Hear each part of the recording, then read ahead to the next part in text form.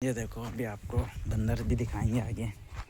ये सामने बंदर बैठे हुए हैं, दो दिख के आपको बैठे हुए बंदर। वहाँ से बहुत देर से घूर रहे थे, खिंचवाते हैं बंदरों की। ये देखो बंदरों भी देख सकते हो आप, ये बंदरों है इधर। और ये देखो पहाड़ी दिखाते हैं आपको, पानी है क्षेत्र, ये देख सकते हो आप। पानी अभी कम है, पानी देख सकते हो आप अभी।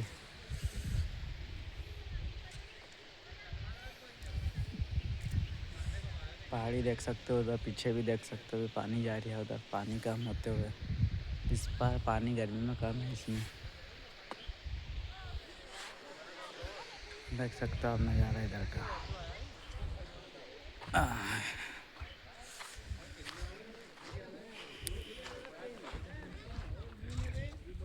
ये ऊपर भी उधर है घूमने, इधर ट्रेन भी आती है उधर पीछे से।